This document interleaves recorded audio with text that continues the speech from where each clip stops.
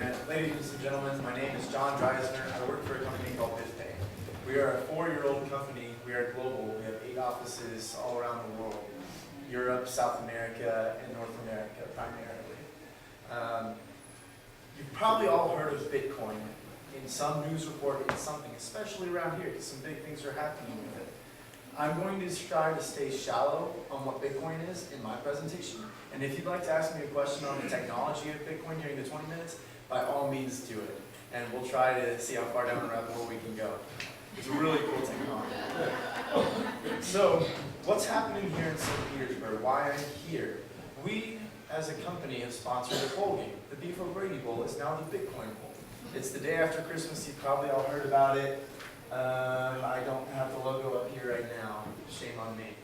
But the day after Christmas, I think it's 8 o'clock at night, we're going to have a cool fan zone all around Central Avenue area with how to do things with Bitcoin, how to get some, how to keep it safe, where you could potentially use it. All sorts of education. There's going to be wallets there, wallet companies, there's going to be exchange companies, ATM companies, everything that has to do with this new financial world that's been created because of this thing called Bitcoin. Now, if you haven't heard of Bitcoin before, Bitcoin is basically a digital cash system. Think of, I'll use just basic financial terms. We've created a digital cash. So with digital cash, the only thing you can do with it is give it to somebody. With a cash, nobody can reach into your wallet and take your cash out. Same thing with Bitcoin. Once you've given it to somebody, it's permanent. So there's no chargebacks, and there's no need for identity fraud because there's no need for an exchange of information. So businesses really like that. What else is cool about this cash system is because since it's digital, it's easy to send it anywhere in the world immediately for little to no fees. So what BitPay does is we make it where businesses can accept Bitcoin in return for any currency they need. We'll pay out in Bitcoin, euros, pounds, dollars. We'll give 100%, and we take no transaction fees. We're like a credit card processor without processing fees. And all it is downloading a free app on your iPhone, your Android, tablet, whatever you have. So what we're doing in this area is helping businesses accept this currency for the bowl game. Because we're bringing in all sorts of people. We're expecting around 1,000 or more folks that use Bitcoin every day just to come here and use it. As you can see, we're creating the world's first Bitcoin city. Nothing like that exists. The only thing that's even close to it, there's a couple. There's a street in Amsterdam where a lot of the businesses accept it. And in Ohio, Cincinnati, Ohio, there's a place called Bitcoin Boulevard. An entire street of merchants came together and said, hey, we're going to embrace this thing. And it was national news for an entire week.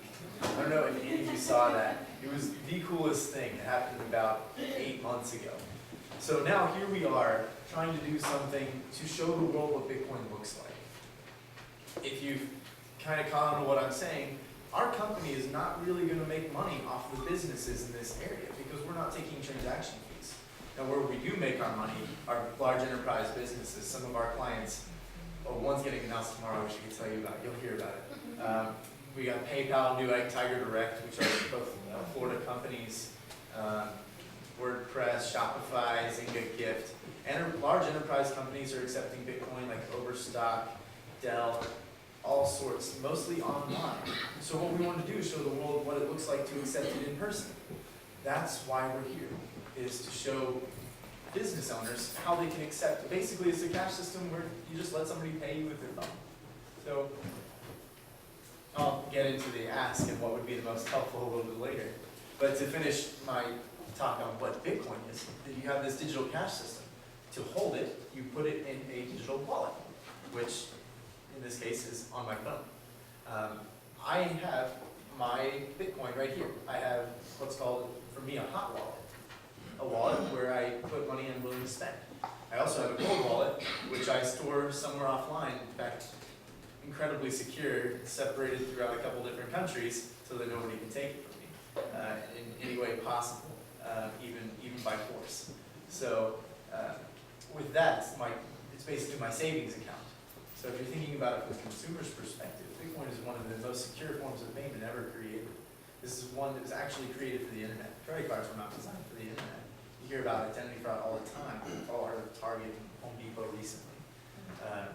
And no offense benefits to them, but it's certainly not those companies' faults necessarily, but credit cards were destined for this point.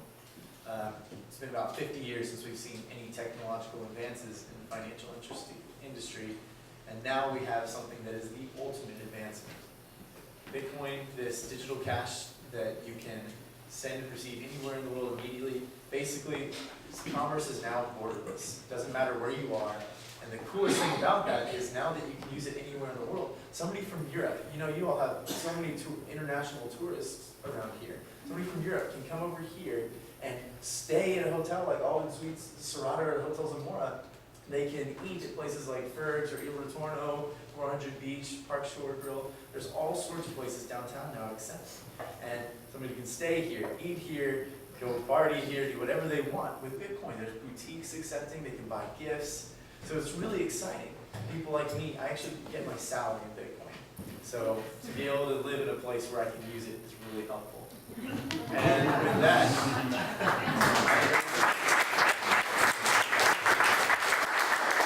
thank you. I saw your hand go first. Who founded Bitcoin, and who is the governing organization of Bitcoin? Sure. Actually, and that's going to take me into the 3D printing world, which I think is so cool. The open source world of 3D printing is incredible. It allows for major advancements. The founder of Bitcoin, we don't know. But I will tell you, the founder goes by the name of Satoshi Nakamoto. It's a pseudonym. Obviously Japanese.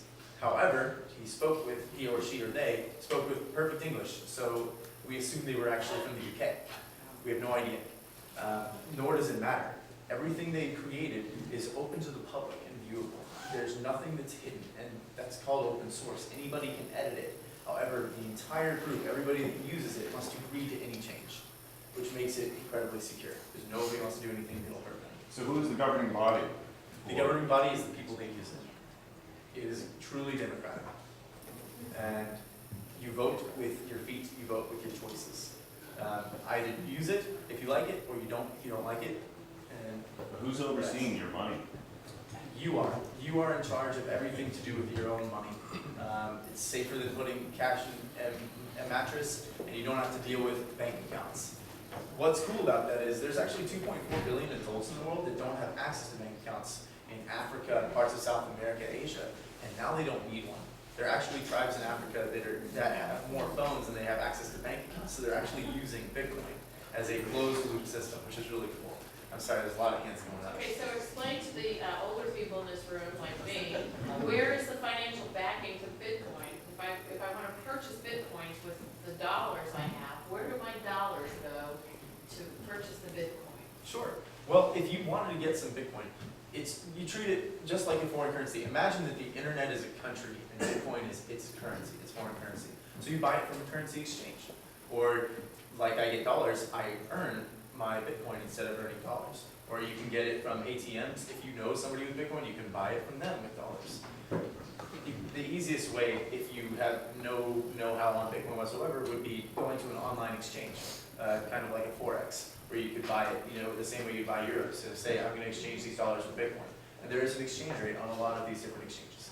Right now, that exchange rate, which I'm sure is a question in here, is approximately $350 to one Bitcoin. And that fluctuates all the time. I'm just going to be straight about that. Where's the Bitcoin ATM? There was one at Green Bench Brewing. They come and go based on where the operators are, and we will have several in town at the end of this month. I take my American Express and stick it in the ATM on Bitcoin. Yes and no. Yes, because you can stick in money and get out Bitcoin. No, because with credit cards, there's this thing called chargebacks that business owners hate. Because what you can do is you can take something that's permanent. If somebody sends you Bitcoin, they can't take it back from you. So if you give them a credit card and then charge it back, they're just messed up. There's nothing they can do about it. So nobody wants to take that risk. They'll take your hard cash from Bitcoin though. And then once you have Bitcoin, everything's But if you go on this dialogue here, I'm not arguing. If you go on American Express and buy something, you change your mind, you cancel the transaction. Right. Well, I got the Bitcoin.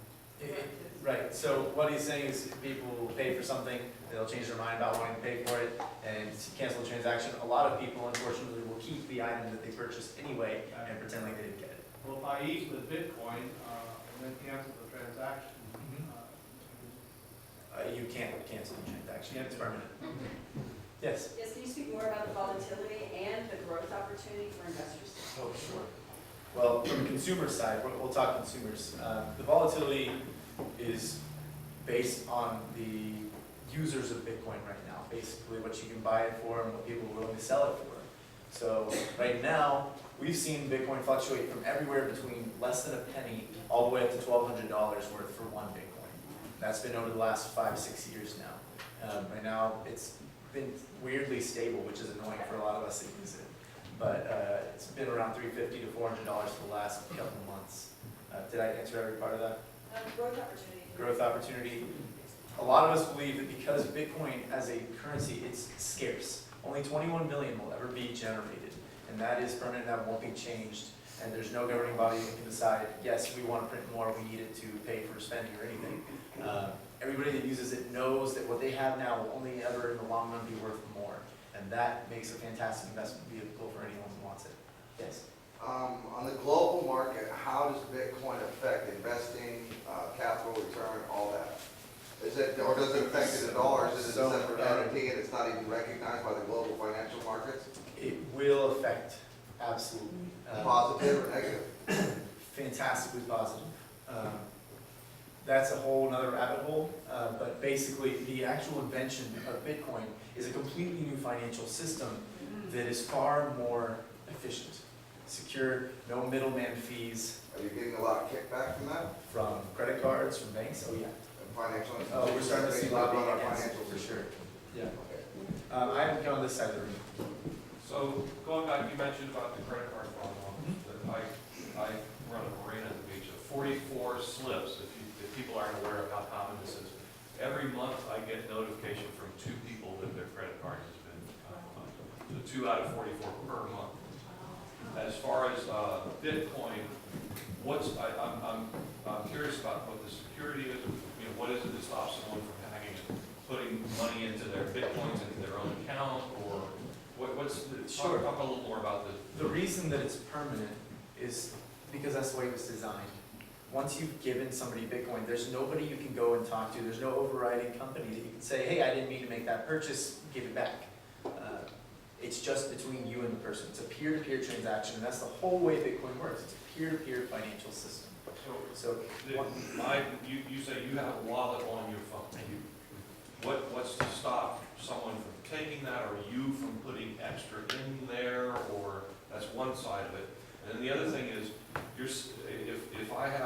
if I'm doing what you say is a cash transaction, there's no record of that anywhere in the world. It's simply, actually, it's me and you. So I'm taking something out of my phone essentially and giving it to your Right. phone. I don't understand how that works. there is so one of the coolest parts about Bitcoin is that every transaction is transparent.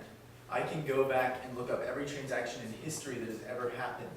However, it's private. I don't know who made those transactions to whom, but each one is provable to anybody in the world. That's why we don't need a bank to show you who owns what. The best way to think about how the payment works is think about Bitcoin as gold. One Bitcoin, imagine it as a bar of gold, and if I want to deal in smaller pieces, I just break that bar of gold in pieces, and I'll send you some dust. I can't just take that back from you without asking. That's just the easiest way to think about it without going into the actual code of it, is that Bitcoin was designed and permanently will not be able to be taken back. There's just no way to do it, and I can't think of a better way to explain it. In the code of Bitcoin itself, there's no design for taking back. The take back, I understand. Is there any other type of fraud that There is one type of fraud possible. It's called a double spend. It's incredibly expensive to do and not worth doing, basically. What happens, to explain it, basically, somebody makes a payment